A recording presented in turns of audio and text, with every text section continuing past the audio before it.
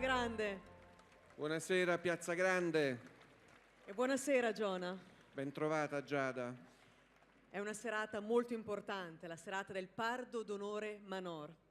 La nostra ospite, beloved guest, she's the author of Free, Independent and Brave Cinema. Yes, we are honored to be celebrating today one of the most interesting and talented filmmakers that has been pursuing with a passion and dedication a personal way to make films without never giving in to compromises. Let's take a look at some fragments of her body of work.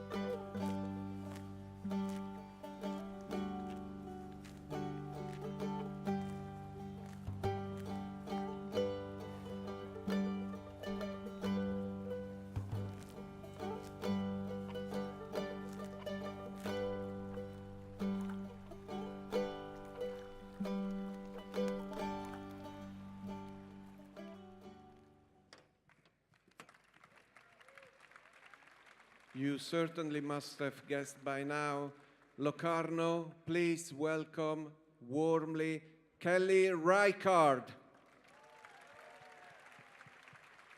Welcome to Locarno. Thank you. Welcome, Kelly. Thank you. Wow. Thank you. Thank you for having me. Thank you, Joan. Thank you so much. Such a thrill for me to be here and have my film shown here, and especially to be here this year with my friend Todd Haynes of 30 years while he's showing all these Cirque films. It's a real pleasure, and we've talked about it for a long time coming together. So yeah, it's quite a thrill. Thank you. Thank you for being here, and thank you for accepting the Pardo d'onore. Oh thank yeah, you. thank you. Kelly Reichardt, looking back, what could you say to filmmakers that are beginning their career and that they look at you for inspiration? To find a good day job that you like so that you can make films, and to find people you want in your life to work with. Yeah, I would say.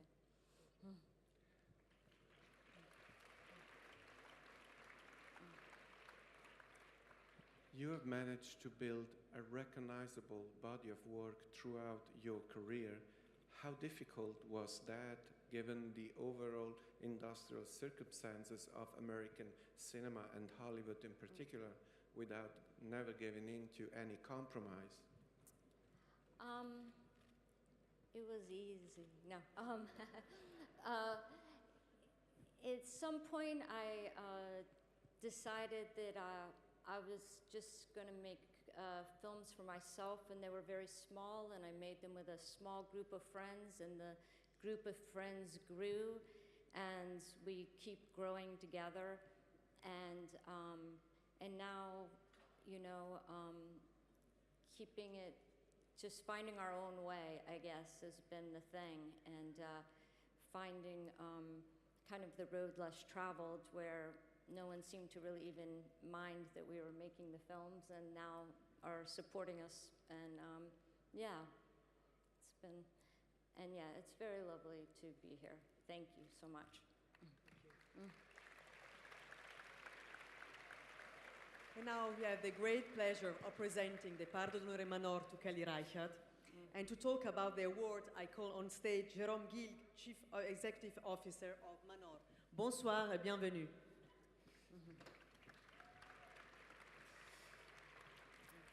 Bonsoir, messieurs, dames. C'est évidemment une belle fierté que d'être sur cette scène, nous, cette année. L'histoire de Manor avec le Festival du film de Locarno dure maintenant depuis plusieurs années, et c'est avec beaucoup de plaisir qu'on fête cet anniversaire de 75 ans avec le festival. C'est aussi une longue histoire, je dirais, émotionnelle avec le festival. Le fait de pouvoir donner le Pardo d'Onore à Madame Kelly Reichardt cette année est aussi, nous remplit également d'honneur. Nous avons beaucoup de plaisir à être un partenaire de ce festival, et nous allons continuer à l'être dans les années à venir. Merci beaucoup. Merci beaucoup à vous. And now we have the great honor to call a friend of the Locarno Film Festival on stage to award Kelly with her totally deserved Pardo d'Onore. And please, Locarno, make some noise for Todd Haynes.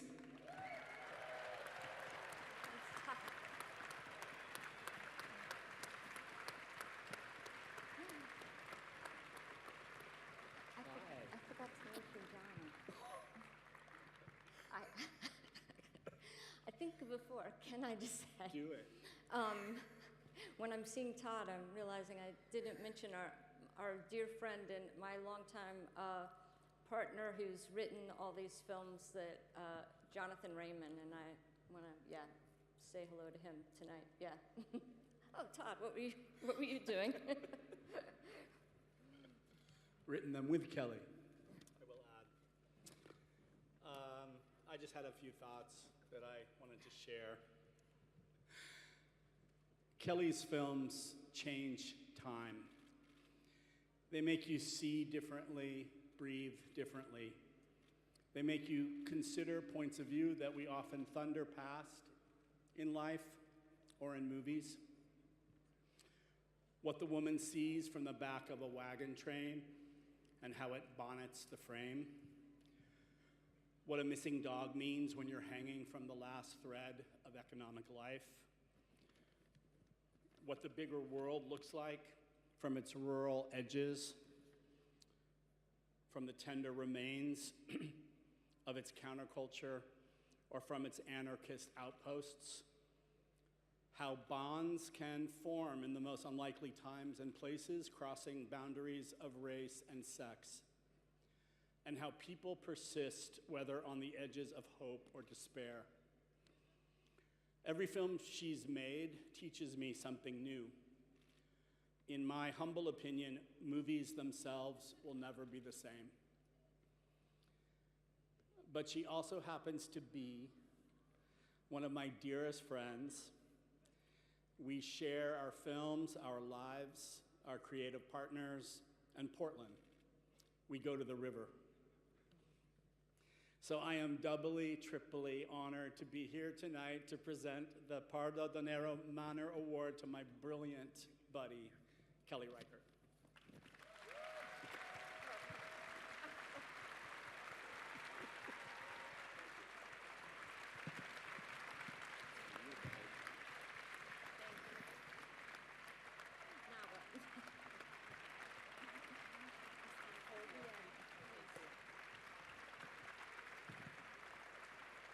Thank you so much.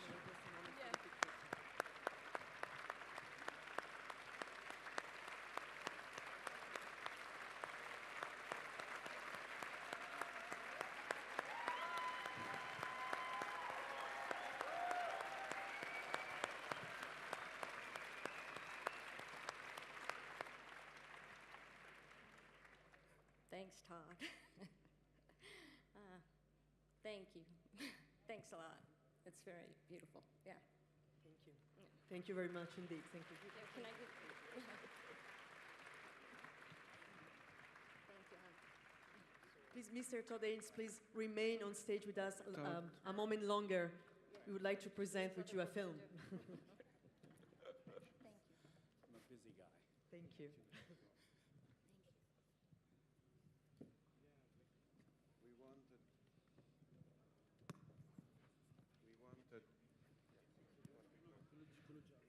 We wanted Todd to stay with us a moment longer because you are a great Douglas Sirk admirer, and we are going to show tonight a very special film, and it will be shown on print, 35 millimeters, and maybe you want to introduce it to our audience. With pleasure, thank you. The film that we're showing tonight here is Imitation of Life from 1960. One of the most astonishing films ever made. It's a film that was a remake from a film from the 1930s by the same title, directed by John Stahl, with starring Claudette Colbert, incredible original film. But Sirk's treatment of the film felt destined for his hand.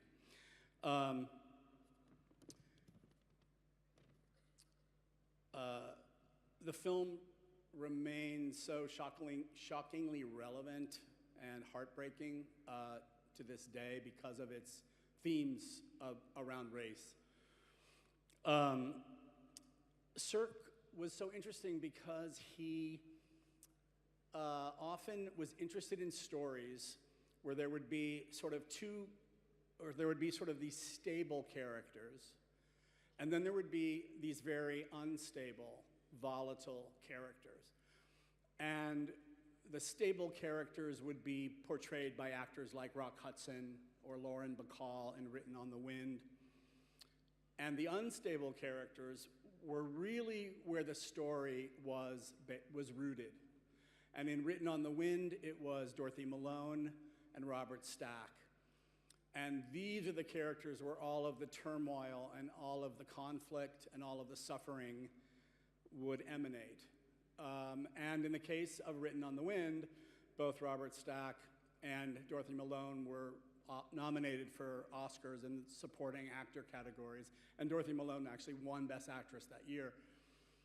And Imitation of Life is a film like that, where there's Lana Turner and Sandra Dee and John Gavin as the sort of stable source of stories. I mean, she has her struggles, but the real central focus of the film, as you'll see, and many of you have seen the film before, is the character of Annie, played by Juanita Moore, and her daughter, Sarah Jane, played by Susan Kohner when she grows up. And again, both of these actresses were nominated for Best Supporting Actress this year that he made the film. Themes of imitation, of misperception, of acting, of passing circulate through the whole movie and bind the different stories together. But there's a real coherence to all of that in the film that is so magnificently controlled by Sirk. But the last third of Imitation of Life really starts to zero in on who the film is really about, which is the black characters, Juanita Moore and Susan Kohner, who's a light-skinned daughter and who's seeking a life where she doesn't have to identify as black. Now, unlike the ironic distancing of many Sirk films or the false happy endings that Sirk sometimes slaps on his films and leaves you thinking and feeling questions, this film makes you cry. This film opens up a space for mourning that is powerful and which has to do with those characters who are so in conflict. And it provides one of the most cathartic endings of any of Cirque's films. But strangely, lurking within that sad ending, I always feel that there's the suggestion of a much sadder, crueler, happy ending, where Susan Kohner's character is actually, in the death of her mother, getting what she always wanted, which is the end of the black signifier, which allows her and the remaining characters to live happily and white ever after. Thank you. I have one last thing. I want to read a quote from John Holliday's book on Cirque. It's Cirque talking about his life after this film. After Cirque's Imitation of Life in 1960, Cirque left Universal and returned to Europe, where he lived out the rest of his life. He never made another feature film. Sometimes, he told John Holliday in 1970, I pondered being back there again in Hollywood, experimenting, developing a completely new style, appropriate to a new time, which I felt was coming. There is the undeniable lure of this rotten place, Hollywood, the joy of being again on the set, holding the reins of a picture, fighting circumstances and impossible stories, the strange lure of dreams dreamt up by cameras and men. Thank you very much, Enjoy the Thank film. you so Thank much, you. Thank Thank Yes, you guys. Thank you. And I would also remind you that tomorrow there will be a conversation with Kelly Reichardt at 10:30 at the Forum. Jonah, le premier film de ce soir raconte une histoire dramatique.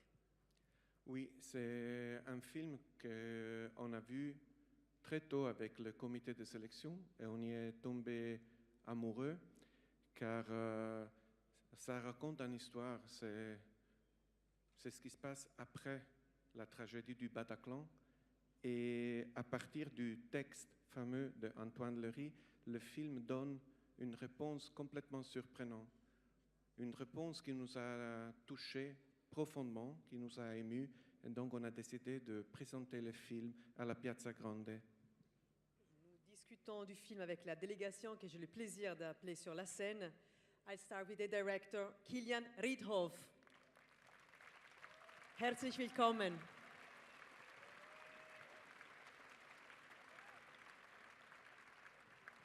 Buonasera.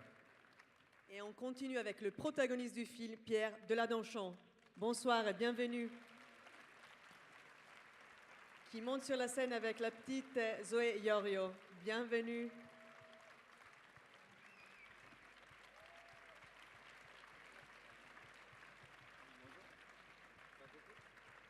Et j'ai aussi le plaisir d'appeler sur la scène Camélia Jordana. Bonsoir et bienvenue.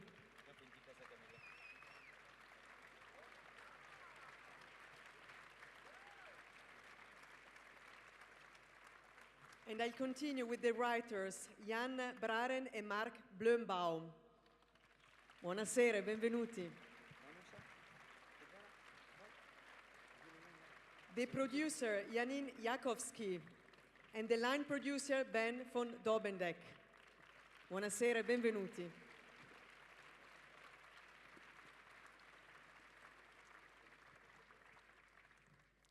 Kilian, c'est une histoire qui aurait pu être traitée de mille façons différentes, mais vous avez trouvé la juste touche pour raconter ce trajet d'une perspective intime. Donc, je voudrais savoir comment vous avez travaillé là-dessus. May I answer in English? Obviously, you can. Okay. First of all, siamo così felici di essere qui. C'è un sogno per tutti noi. Per answer, thanks a lot. To answer the question, when I first read the book of Antoine Léry's, I was very touched.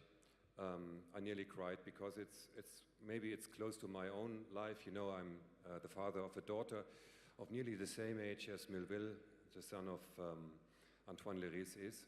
So I I think it's quite close to all of our lives, and really I felt it's a very intimate story. So for me it was important to keep this very personal, intimate view. It's a political story, but moreover it's a private story. It's about a man who encounters hatred and who overcomes hatred. And this message, not to answer hatred, by hatred, but with love, but with strengthening our relationship to each other, that was something which really struck me. So I had to do this story, and I was accompanied by great colleagues. Thank you. Pierre Deladanchon, une question pour vous.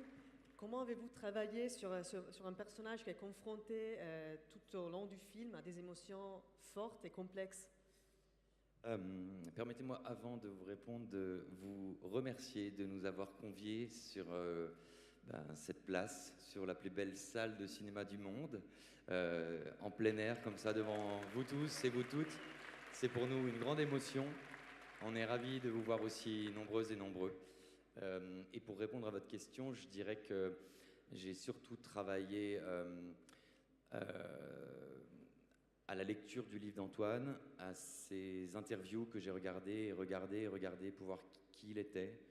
Et puis après, je me suis laissé porter par le metteur en scène Kylian et mes partenaires, au premier rang duquel Zoé, qui joue Melville et qui m'a bluffé de par son talent, sa spontanéité et tout ce qu'elle a pu apporter au film comme souffle d'espoir et son côté solaire irradie le film.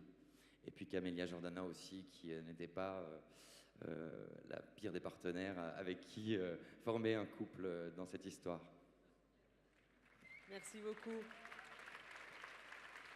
Would you like to say something more to the piazza, or we say enjoy the film? I mean, I felt it's totally the right place because, you know, the terrorists told us to go away from squares, to have fear. And I think today, tonight, to show this film here on the Piazza Grande, it's the right answer. We are back here, and I'm very happy that you're with us. Thank you very much for being here. Thank you. Merci beaucoup. A voi buona serata sulla Piazza Grande, arrivederci a domani. Non dimenticate il prix du public UBS.